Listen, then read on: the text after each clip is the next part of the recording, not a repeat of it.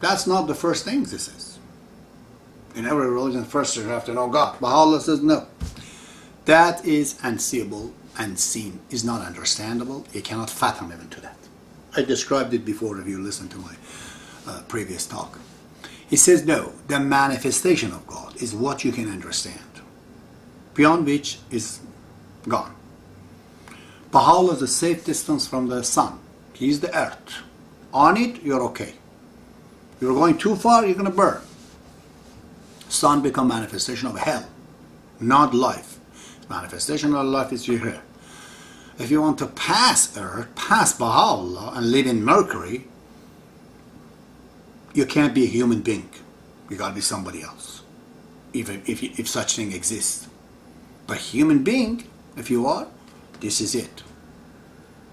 He is the planet Earth, safe distance away, that we can understand.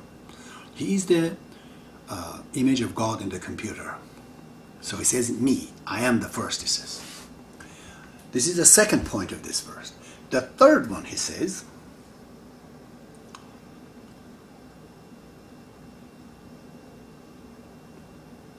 recognition, he says, not faith. Baha'u'llah says that I believe in me. If you say I believe in you, it becomes personal. It's old. One can believe in Baha'u'llah or in a prophet because one of the people was so nice.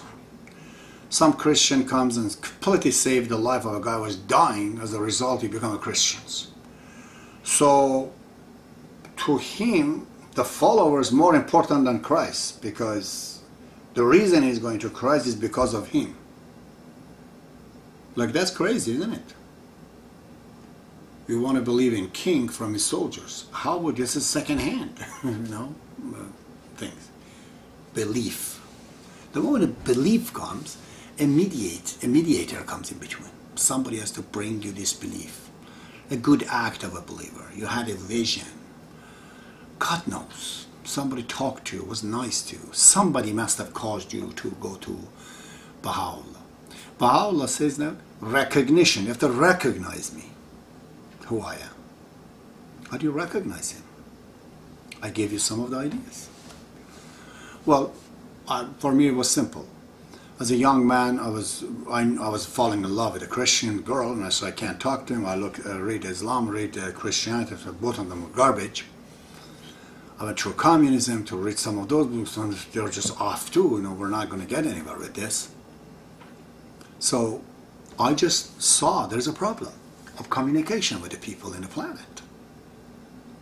If they want to stay Christians and Muslims and this and that, we're not able to get there like this. So personally I had a problem, but I saw there's a problem also in the world. I was wondering, who's going to do this? What ideology and what person can do this? It's very difficult, How do we do this? I've written a few notes here. I thought those days anyways, and even right now, I believe the same way. If I want to find a solution for this planet that they didn't get along, okay, Muslim cannot change the religion of Christians or Buddhists and others to their religion. 1,000 years past, they can't do it. Christians, Buddhists, Hindus are just impossible to convert each other. Okay, maybe science can mediate them in the West, It's okay, science has gone up all here and there. You guys don't need to fight. That's not helping. It's worse. They're actually using all the scientific things.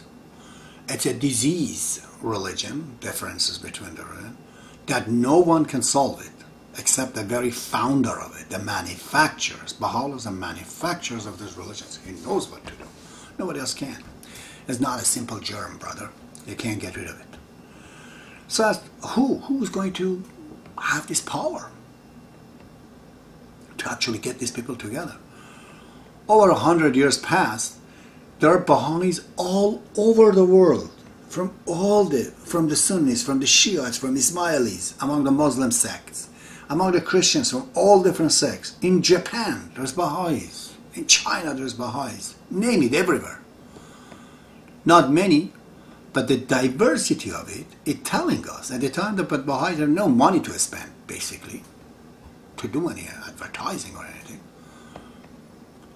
At this time, right now, in the laboratory of the world, within 100 years, Baha'u'llah is the only one has been able to have followers from the fighting opposition religions. Nobody has been able to do it, my dear friends. Only him has been able to bring Muslims of different sects, Shiites and Sunni, that don't get along. Baha'u'llah brought them in here together.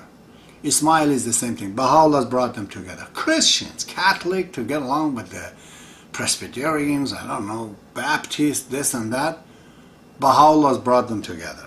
They're all there. And they're all getting along with the Muslim. You go to the Baha'i community, you see them all. Different nations, fighting nations of the world. Baha'is are all over. So he is the only one that has been able to convince and connect. Why? It's because he's connected to all the religions of the past. Baha'u'llah's mission and the power is that the power of gravity is not seeable. I know of it. It's just that if he walks, those days was difficult. People were really oblivious. But today, people are a little bit better. Let's say in Canada. If Baha'u'llah starts from North Yonge, by the time he reaches downtown, 1 million people following him. Unknowingly. He is that attractive. The force and the power he has. Just looks at the people. If there's a little gems of spirituality in you, he takes it right up. And you'll find, this is your father looking at you. And an eye with a kindness and the depth that just no one is similar to it. Everyone. This is the experience of those who have not even become Baha'i. One of them is a great Orientalist, Edward G. Brown. He said, I couldn't have helped myself. I had to kneel down in front of this face. It was the most amazing scene, he says, I'd seen. So, Baha'u'llah is that convincing power, you know. And he has to be able to know what the problems are. I did speak in the previously, the problem of the world, one of them right now was religion, divorce, name it, all. Baha'u'llah, he says, I am the divine physician. He has made diagnostic of all of these diseases and a solution for all of them. And I'm going to be speaking about this a bit more yet. He is the one who has. And therefore, we have no choice. If you're in your religion, we're bound to have fights. Your son tomorrow fall in love with a Mormon girl, and they say, you can't marry my son, or a Jehovah's Witness, or some other things, even in Canada. Oh, what if he's a Sikh, or a Hindu, or a Buddhist, or a Muslim? Impossible. Let the religion go. Science couldn't do it. Neither in the West, or the Marxism philosophy methodically wanted to do it in the East. They couldn't do it either. Communism did not work. People are more religious in those countries. So, if you have recognized your problem and the problem of the world, then you know whom you have to look for. And if you look, survey, you find out Baha'u'llah is the one. Very simple. It's not difficult at all. But look at the book. He says, my book is prescription. It's not a philosophy. It's not poetry. It's not good ideas, proposed. This is prescription. Don't do it, you die. And boy, oh boy, he has solved the problem of all of those who were into the problem and didn't become Baha'i, namely myself sitting down here, but I've seen a lot of other people. So those who want to say that they don't understand him, to me, a person who does not want to understand, recognize Baha'u'llah, cannot see him. This fellow does not understand there is bigger things in the world from him. Like cat in the house. The limit of a cat is that even if he looks at you, he thinks you're another cat. Or even if you're not a cat, he doesn't know who you are. Because his brain does not allow him to know anything more. The person doesn't want to understand Baha'u'llah. That person does not understand that there is somebody higher and bigger than him. He is like an animal. He's blocked totally. And those who study him and they say, reject him, they are worst. They say we are studying him, but we don't accept there's anything bigger than us. Like he's another guy like us. This person is in serious trouble of arrogance and proud and bad conclusion. And those I've written in here also, that they think Baha'u'llah some competition. They're exactly like the people that they say, okay, the alphabetical, the nature. There is number 1, 2, 3, 4. When they reach to number, let's say, 100, they say 100, 100, 100, 100. They have many, many hundreds. Is it possible that in the counting of the numbers, you have one number repeating itself? That is not possible. Or in chemistry, say, okay, I'm now sodium, and then again sodium, again. You can't. If that element has the same number of proton and electron and whatnot, it can't be. It's a different element. It can't be. With the same number, they can't be. Even if they're an isotope, they call them, their numbers are different. So, if you think Baha'u'llah can have a competition with him, you have to then say that there could be two numbers repeating in the universe, or two elements are repeating, or there's exactly two Earth, one in here and one somewhere else. There's two of yous.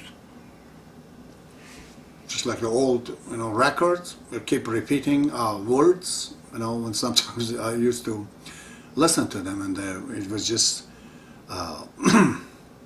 getting stalked and repeats the same word, the old record. This type of people who are thinking there can be another to the Baha'u'llah, and others that they say that we don't need to follow him. I call them really like a planet outside of the solar system. What will happen to you? If you're not under the influence of the gravity of the sun, then you're too far away to grasp his gravity and his light. You're outside, just like any other object is outside of the solar system. Will have an accident with another planet.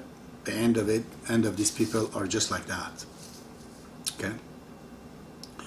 Or some of the Baha'is that they're Baha'is, they say we're Baha'is, they signed up, they believe in him, they recognize him, but they do not follow his orders. I don't believe anybody can completely follow his orders, myself included. But we try. We have to try at least.